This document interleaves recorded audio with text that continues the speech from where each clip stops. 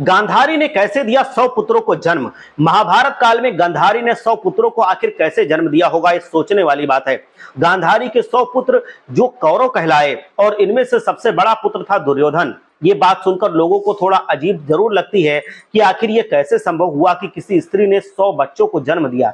विज्ञान भी यही कहता है कि एक औरत एक बार में सिर्फ 1 या 2 बच्चों को जन्म देती है।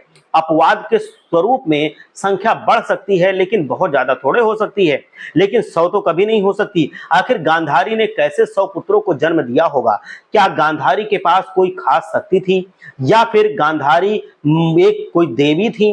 दोस्तों, आपके मन में भी ऐसे ही सवाल चल रहे होंगे जिनका जवाब हम आपको जरूर देंगे कि आखिर गांधारी ने 100 पुत्रों को जन्म कैसे दिया, वो कैसे 100 पुत्रों की मां बनी।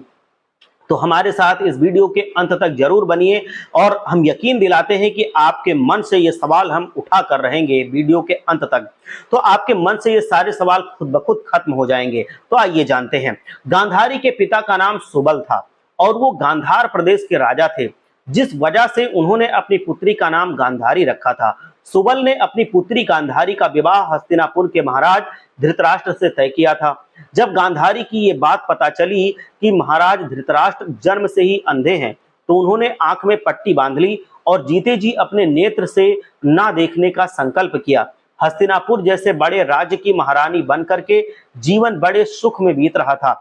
एक दिन महर्षि वेदव्यास हस्तिनापुर आए थे और महर्षि वेदव्यास बहुत बड़े मुनि थे और गांधारी ने उनका खूब स्वागत सत्कार किया था। दिन रात वो महर्षि वेदव्यास की सेवा में लगी रहती थी। इस सेवा भाव से प्रसन्न होकर महर्षि ने गांधारी को वरदान मांगने के लिए कहा। गांधारी ने महर्षि से वरदान मांगा कि वो 100 पुत्रों की मां बने और वो पुत्र अपने पिता धृतराष्ट्र की तरह बलशाली हों। महर्षि ने गांधारी को आशीर्वाद दिया और वापस लौट गए। समय बीता, कुछ दिनों बाद गांधारी गर्भवती हुई। इस खबर से पूरे हस्तिनापुर में खुशी दौड़ गई और हर तरफ खुशी का माहौल हो गया। लेकिन 9 महीने बीत जाने के बाद गांधारी ने किसी संतान को जन्म नहीं दिया।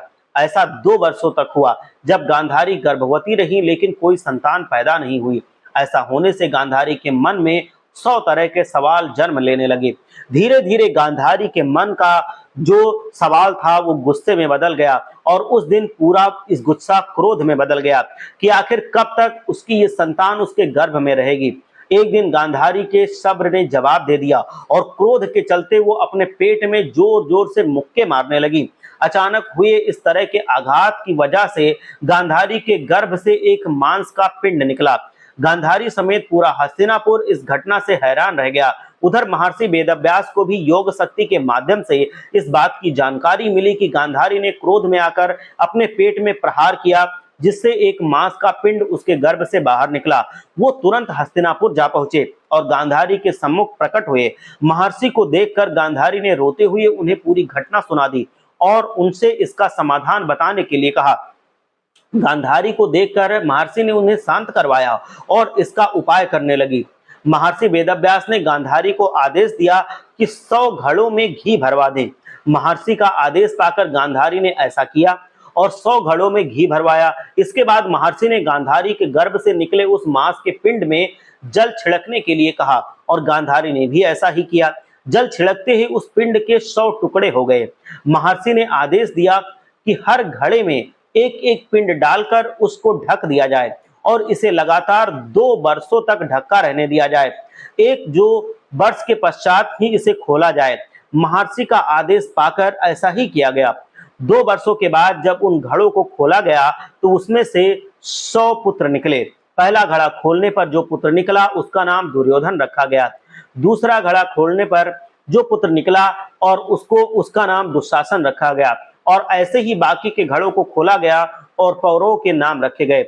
और जब पहला घड़ा खोलने पर दुर्योधन निकला तो प्रकृति में बहुत सी अजीब घटनाएं हुई थीं।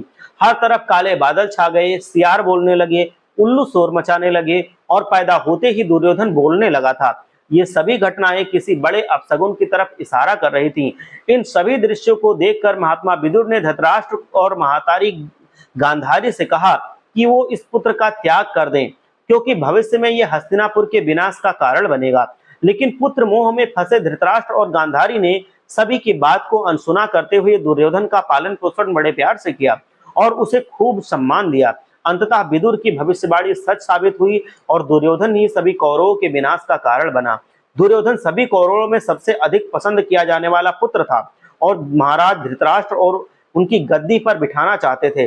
गांधारी ने आंखों में पट्टी बांध रखी थी, लेकिन साथ ही उसे ये वरदान भी प्राप्त था कि वो अपनी आंखों की पट्टी को खोलकर जिस भी व्यक्ति या वस्तु को सबसे पहले देखेंगी वो पत्थर के समान मजबूत हो जाएगी, वज्र की हो जाएगी।